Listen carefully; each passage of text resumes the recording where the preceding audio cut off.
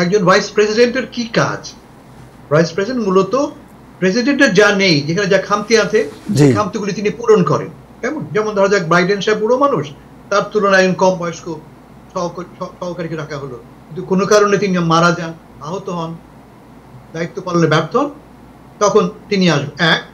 2 নম্বর, politically আমার যে সমস্ত ডেফিসিয়েন্ট, যে পলিটিক্যালি একটা ধরো কি ফিজিক্যাল পলিটিক্যাল ডেফিসিয়েন্ট যেগুলি আছে সেগুলি তিনি পূরণ করবেন।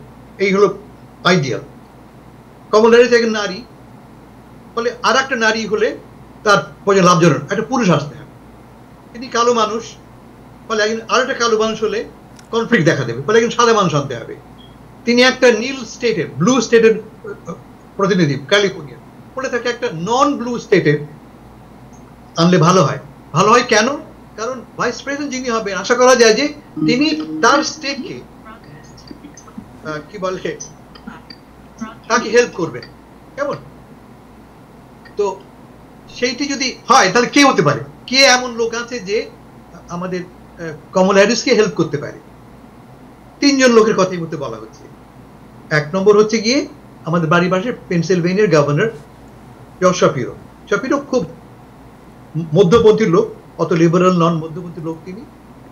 তাকে খুব জনপ্রিয়।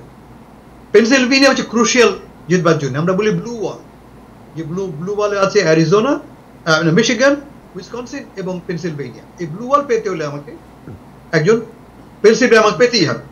কেমন? ফলে Shapiro would be very very good. 1 number. 2 number বলি আমি mark Kelly.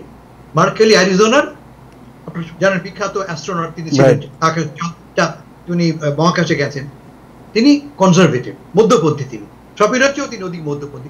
More importantly he is an expert on immigration, expert on immigration, এবং তার অবস্থানটা কিছু ডিফারেন্ট ফ্রম কামলা হ্যারিস। বলে মার্ক, এবং তিনি বয়স্ক মানুষও বটে, তিনি পরিণত বয়সী মানুষও বটে, ফলে তাকে বিবেচনা আনা হচ্ছে। 2 আর 3 হচ্ছে এখন খুব জোরে সোরে বলা হচ্ছে কেন্টাকির গভর্নর অ্যান্ডি বেশিরের কথা। অ্যান্ডি বেশির একটা রেড স্টেটের তিনি প্রতিনিধি, গভর্নর, পরপর 2 বার হয়েছে। 4th হচ্ছে আমাদের ট্রান্সপোর্টেশন সেক্রেটারি পিট বুটিজেস। তাকে আমি কম গুরুত্ব দিচ্ছি, যদিও পিট বুটিজেসের স্টক অনেক বেড়ে গেছে, কারণ তিনি খুব ভালো বলেন। He is the best speaker among all. তিনি মুখের তুবড়িতে ট্রাম্প অথবা কি বলা যায় জেডি ভ্যান্সকে উড়িয়ে দিতে পারবে মুখের তুবড়ি। তবে তার কিছু ডেফিসিয়েন্সি আছে, তিনি একজন সমকামী ইত্যাদি ইত্যাদি, ফলে তার অ্যাপিলটা নেগেটিভ হতে পারে। ফলে আমার ধারণা যে 1 নম্বর হবে আমার এই মুহূর্তে বিবেচনা জর্জ শাপিরো, 2 নম্বর মার্ক কেলি এবং 3 নম্বর অ্যান্ডি বেশির। এবং কোয়াইট লাইকলি তিনি হয়তোবা জর্জ শাপিরোকেই তার। আরো একটা কথা বলি, আজকে নিউ ইয়র্ক টাইমস খুব ভালো স্টোরি করেছে যে দীর্ঘদিন থেকে কিন্তু এই 3 জন খুব ঘনিষ্ঠভাবে যুক্ত কমলা হ্যারিসের সাথে, ঘনিষ্ঠভাবে যুক্ত। তারা ব্যক্তিগত বন্ধুও বটে। তারা যাকে যে আপনার ভাইস প্রেসিডেন্ট হবে সে কম্প্যাটিবল কিনা আপনার সাথে, কম্প্যাটিবল কিনা, আপনার কথা বোঝে কিনা, আপনার কথা কনভে করতে পারে কিনা, সেই বিবেচনায় আমার ধারণা যে সব দিক বিবেচনা করে George Shapiro would be the most effective.